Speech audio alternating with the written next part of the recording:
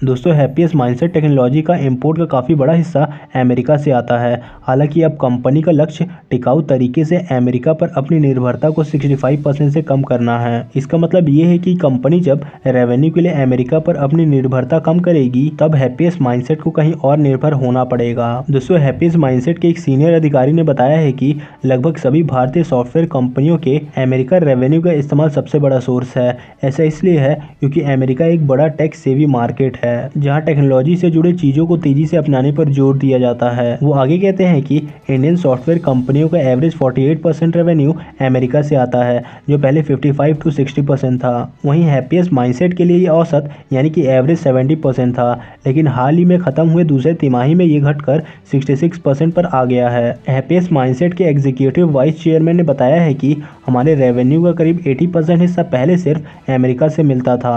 वो आगे कहते हैं कि हम अमेरिका पर अपनी निर्भरता को कम करने के लिए अपने रेवेन्यू के सोर्स पर डाइवर्सिफिकेशन ला रहे हैं। और दोस्तों अच्छी बात यह है कि सितंबर 2021 की तिमाही में यानी क्वार्टर में ये 77% से घटकर 66% हो गया है। लेकिन दोस्तों हैप्पीएस्ट माइंडसेट कह रही है कि वो 65% से अपनी निर्भरता को कम करेंगे, जो कि शायद मुमकिन नहीं है और ना ही टिकाऊ है। दोस्तों आपने गौर किया होगा कि हैप्पीएस्ट माइंडसेट का रेवेन्यू 70% था, लेकिन हाल ही के खत्म हुए दूसरे क्वार्टर में ये घटकर 66% हो गया है। इसके पीछे की वजह है कि दूसरे क्वार्टर के रेवेन्यू में अमेरिकी हिस्सेदारी में आई तेज गिरावट के पीछे एक पश्चिमी एशियाई देश के क्लाइंट के साथ हुई बड़ी डील वजह थी। और दोस्तों इस डील के कारण हमारा बाकी दुनिया से मिलने वाला रेवेन्यू 2.6% से बढ़कर 9% तक पहुंच गया है। इसके अलावा एक अमेरिकी इंजीनियरिंग कंपनी के साथ लाखों डॉलर की हुई डील के चलते भी रेवेन्यू में अमेरिकी हिस्सेदारी घटी है। दोस्तों कंपनी का कहना है कि आने वाले क्वार्टर में वेस्टर्न यूरोपियन देशों और खासतौर से